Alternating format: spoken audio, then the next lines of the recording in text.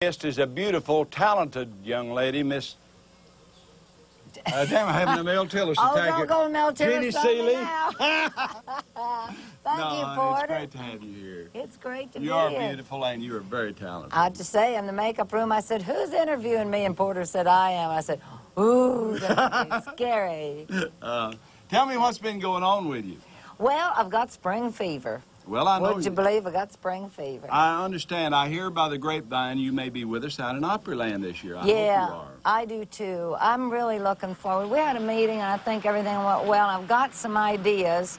Keep fingers crossed that some new ideas, some things that we're evaluating, because, you know, I make up all this stuff. It's not necessarily always good. Well, but we're working on some things, and it's like I told him, you know, I wanted to be here all of my life, and this is my 26th year at the Grand Ole Opry, and if the Opry's going to be out in the park, that's where I want to be. That's great. You'll be a great asset to it, too. Thank you, Porter. People will love you out there. And, you know, I wanted to ask you about something. You've been a wonderful singer and on stage and everything, but you took up acting a few years back, and you're great at it. I've heard some people seen you in was it a play you did here in town? Yeah, I did. You were tremendous.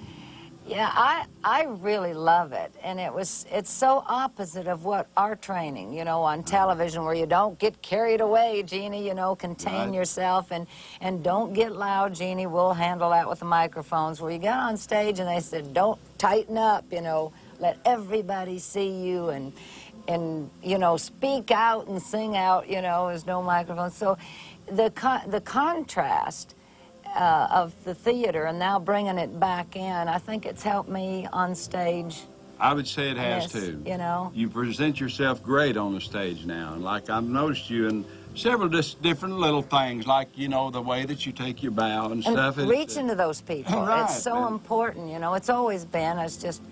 And you know what? I think it was probably kind of helped me. I never thought about this, but I'm hiding behind a character, so I got braver. This wasn't Jeannie Seely doing this. This was Opal Cronkey that did it. So Opal Cronkey could do it. And she was so funny. I wish you'd have seen her. She was an eccentric little old bag lady. And everybody loved her. Well, I heard that you were tremendous in it. I know it's great. Thrill for you're going to be on with Garth Brooks tonight. Oh, I am, and I know, girls, sisters out there, I'm sorry.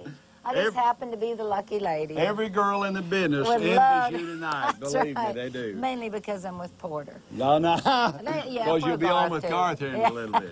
But you're wonderful, and thank you for being great for the Grand Ole Opry. And you remember my show way back there, and I was very proud of you. It's great. He opened a bunch of doors for me, and I appreciate it. You're a wonderful lady. Thank you, Jeannie. And we're going to have a big TV show tonight, of course, Garth Brooks. Jeannie Seely will be here, Johnny Russell, Daryl and Don Ellis, which, Jeannie, they're from up in your part of the country. Yeah, it's great. Up in Pennsylvania. Backstage host next week, I guess, it's going to be me again, so I hope you'll be here. Tickets to Grand Ole Opry, area code 615-889-3060.